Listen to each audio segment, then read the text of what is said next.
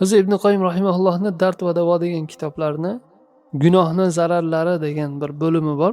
Shunda batafsil aytilgan. Gunohni zarari, ma'siyatlar ortidan keladigan yomon, qabih narsalar, hatto bir gunoh ikkinchi gunohni keltirib chiqarishi va gunoh ma'siyatlar qalbni zaiflashtirib yuborishi, hatto shu darajaga boradiganki, qalbdan shu gunohni yomon, xunuk, jirkanchlik, sanashni chiqarib yuboradi ekan.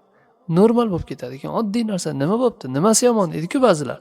Mana shunda gunoh qilib yuravergan, ustma-ust gunoh qilavergan, oxiri oddiy narsaga aylanib ketadi.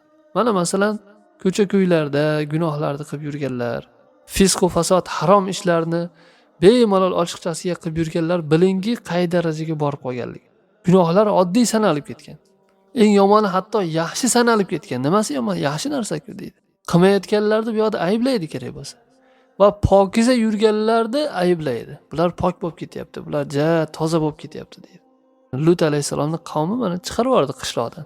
Chunki bular poklikka harakat qilyapti, pokiza bo'lib ketyapti dedi. O'zini nopokligi bilinib qolyapti-da.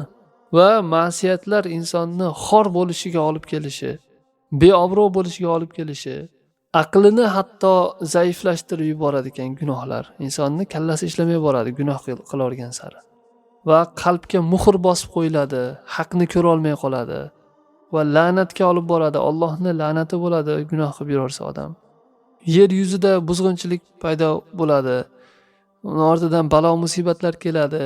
Fasllar o'z o'rnida bo'lmasligi, uning ortidan iqlim holatlari buzilishi, keyin don-dunlarga zarar kelishi, balo musibatlar, ofatlar kelishi, suv toshqinlar, yer qimirlashi, zilzilalar va hokazo samoiy va arziy balolar kelishi odamni qalbini shu darajada g'ayratini o'chirib tashlaydi ekan. Gunoh qilgan mana dayuslarni qarang, umuman qizg'onish yo'q bo'lib qoladi.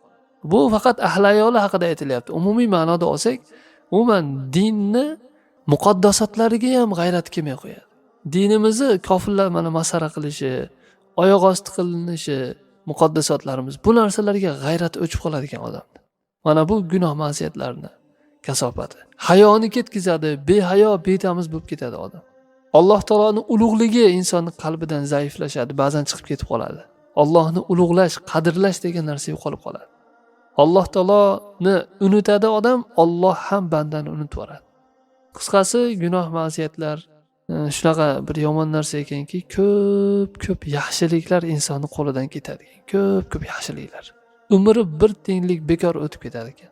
Insonning qalbi Allohga sayr qilib ketayotgan joydan zaiflashadi va insonga berilgan hayotdagi nozu ne'matlar ketadi, gunoh ma'siyatlar sabab ketadi va Allohning azobi, uqubati keladi. Ne'mati keladi. O'ch olishi keladi. Ne'matlarni gunoh ketkizadi. Istiqomat yo'lidan inson chiqishi, qalbni ko'zi ko'r bo'lib qolishi, insonning nafsi haqir bo'lib qolishi, shaytonga asir tushishi, obro'si tushib ketishi